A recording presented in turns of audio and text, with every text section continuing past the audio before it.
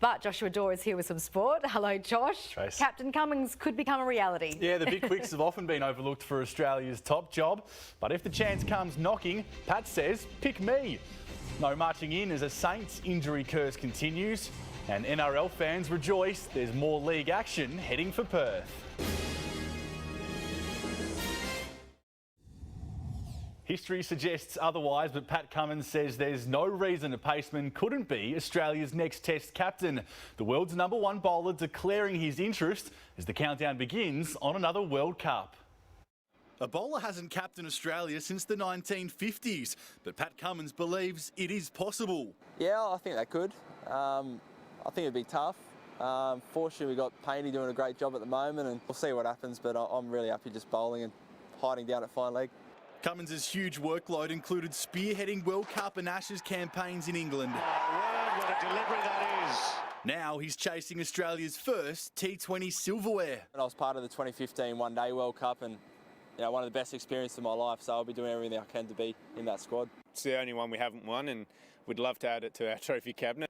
It's exactly 1 year until the World Cup begins on home soil. You'll see it live on Nine's Wide World of Sports, but WA's AJ Ty plans on being out in the middle. His audition starts in the coming 3-match series against Sri Lanka. When I don't put pressure on myself, I tend to have better results. So the fact that I've made the squad, huge relief and so a big boost for me and my confidence. The Scorchers begin their WBBL campaign next Wednesday. Skipper Meg Lanning after more record-breaking efforts before the Women's T20 World Cup in February. Hopefully, yeah. I'm looking forward to a full season, and I feel like I'm hitting the ball well and being able to make some scores for Australia over the last little bit. On the ropes at 4 for 128. Ashton Agar, left arm around the wicket. First ball and he's knocked him over. Will Pukowski and Matt Short mounted Victoria's rescue mission on day 1 of their Shield clash against WA before Pukowski became one of Jai Richardson's victims, falling for 64. And the first ball is edged down the leg side and is caught behind. But Jai Richardson has been the best of the WA bowlers, doing the damage with the new ball, finishing with figures of 3 for 45 to keep honours even at stumps, with Victoria 6 for 277. To football now, and Bradley Hill's new teammate Dan Hanbury will undergo surgery on Monday after breaking his foot here in Perth. The midfielder is fighting a losing battle with an ongoing injury curse since joining the Saints. Midfielder Dan Hanbury only played 5 matches in his first year at the Saints. He won't run until December after breaking his right foot in a freak accident, falling downstairs at his sister's house in Perth.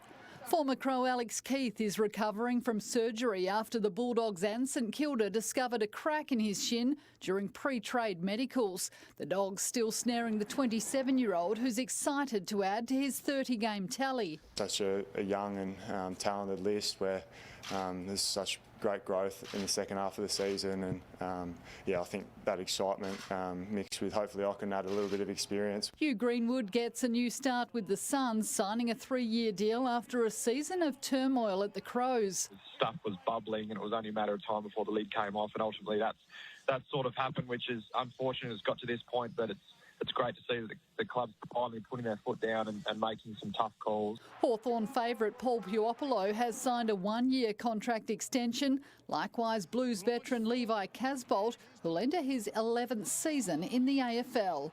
Tanya Armstrong, 9 News. The best rugby league players in the land again look headed for Perth, with NRL 9 set to arrive at HBF Park. The pre-season competition hasn't been played for 2 years, but 9 News understands the success of State of Origin has helped Perth clinch the 2-day fixture ahead of Melbourne and Newcastle. A great win. Well, Ashes rivalry hits Japan tomorrow when the Wallabies and England clash in the Rugby World Cup. It's a do-or-die quarter-final. Coach Michael Checker adamant his team, including a giant teenager, are up for the challenge. At 6'3", Jordan Pataya is an imposing figure. But a sudden death World Cup quarter-final can be daunting for anyone, especially a 19-year-old who's played just 2 tests. The way his demeanour is, you wouldn't think he was picked, you know what I mean? He's just, loping around as per normal. I trust him infinitely, and that's why he's been chosen. England are favourites for tomorrow's clash, but are going behind enemy lines for an edge. Their coach, Eddie Jones, used to be in charge of the Wallabies. This week, he brought Australian dual international Ricky Stewart into camp, some believe as a way of trying to unsettle his opponents. That's a lovely story you've cooked up. Yeah, Ricky and I are old mates. We've known each other for a long time. It's just an exchange of ideas. We do it all the time. Tomorrow could be the last time Will Genia plays in the green and gold. The 109 Test veteran will retire from international rugby at the end of the World Cup. It can be easy to make it about yourself, but I think that would be really selfish. Luke Duffy, 9 News. There's huge prize money up for grabs in racing this weekend. The field is wide open for the $5 million Caulfield Cup. Newcastle-based trainer Chris Lees is plotting a boil over with outsiders Big Duke and Mustajir ridden by Damien Oliver. He gets into the Caulfield Cup with Damien Oliver aboard, who's got one of the best records there is in Caulfield Cups, and he's settled in really well, which is important for a horse first time in Australia. And of course, Bob Peters' prize mare Arcadia Queen will jump as the favourite in the $14 million Everest at Randwick. Cannot wait to see that one. Plenty on tomorrow still. Glory, Wildcats, rugby. I'll be back, Tivo, but you enjoy your weekend. Yeah, you too. Busy one, but you enjoyed as well, Josh. Thank you very much. Well, the world's longest flight from Australia